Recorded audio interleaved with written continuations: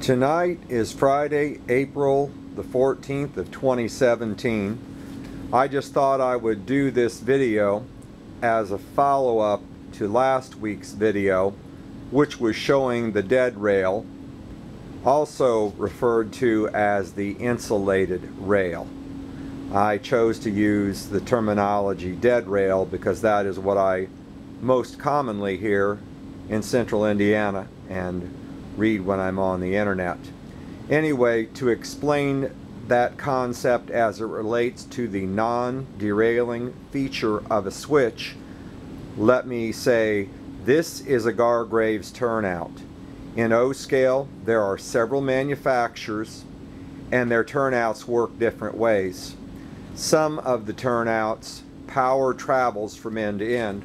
In other words, the power that is input at any point in the turnout, be it at this end or even over on the divergent route, divergent meaning curved, the power passes all the way through the switch on some turnouts. On Gargraves switches, that is not true. The power does not travel through the switch from end to end. Now there's an exception, of course. This outside rail is one solid piece. The divergent outside rail is one piece, so the power would travel through. But specifically, where the power is dead on this turnout is right here, just by the frog. These are called the frog rails. The divergent frog rail, the curved part, and the straight part, the straight frog rail. These two little sections have absolutely no power to them. Even when they're connected to track, they're dead. That is, if there is a gap in the rail, there's no rail joiner, there is no way power can get to that point if this is isolated and this is isolated, as this dead rail was, and they're completely dead. And the reason why the non-derailing feature will work on this turnout, and for those of you who don't know, non-derailing means when the train is passing through the turnout from the double ends to the single end, the switch points will automatically adjust themselves as to not derail the train. In real life terminology, that is referred to as splitting the switch. So the wiring for the non-derailing feature is easy. All that's extra are two extra wires. I have these two extra wires stuck out here. This is very crude, but the idea is so you can actually see what's going on. And wiring the turnout is incredibly easy. Here is our power from the power pack, red wire from positive, black wire and ground from the black side of the power pack. This is the turnout control switch, and you can see a black, a green, and a yellow wire on this. Black wire is ground, of course, leading to the power pack.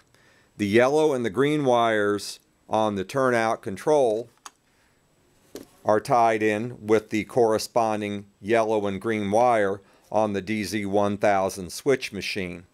The final red wire on the DZ1000 switch machine is hooked to AC control, and that is how the turnout gets its power.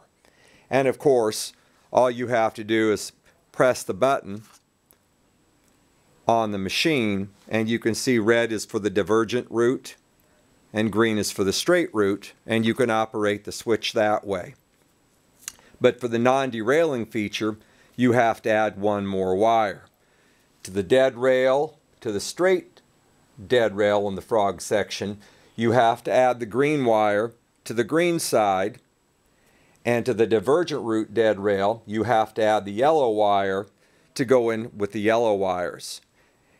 What will happen is, as with the dead rail trick when the light came on a 3-rail piece of rolling stock, the wheels are electrically connected.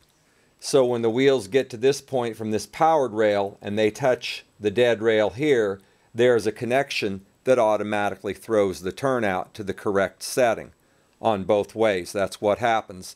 The wheel is the contact. The wheel is what makes the non-derailing feature work. So you can see it laid out here, but in real practice this is what happens.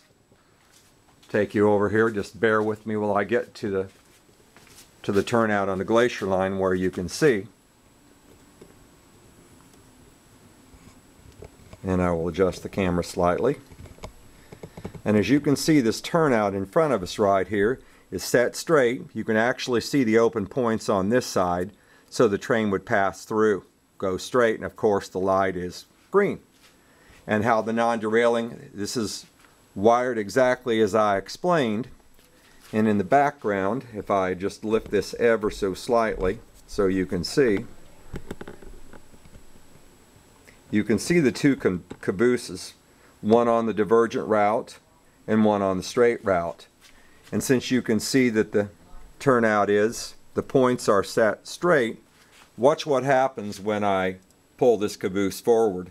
As it encounters the divergent dead section of the switch, there is a gap in the rail right here which you cannot see, so this little section of rail is completely dead.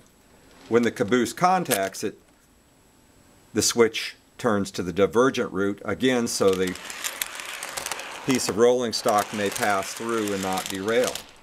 And the same is true of the other side. When the caboose comes to the straight portion of the frog rail, which is completely dead, and again there is a gap here that you can't see, the wire that is connected to this rail goes underneath the layout and comes up to the switch machine, and as the wheels contact the frog rail of the switch, you can see the points now are straight. This is a wonderful feature of three-rail layouts. It can be set up on two-rail layouts with different sensors. There are different ways to do it. But with a three-rail layout, it is incredibly simple and no extra hardware is needed to make a turnout into a non-derailing feature. The last point I should make is even turnouts that are powered all the way through and everything is live, it is possible to turn it into a non-derailing switch, and it requires that there be an isolated rail section, again, that can have a wire attached to it where it would connect with a switch machine, and that short dead section would be the contact to make the points throw correctly. So it is possible to do it. But with Gargrave's turnouts, where the power doesn't pass through, it makes it incredibly simple to wire a Gargrave's turnout.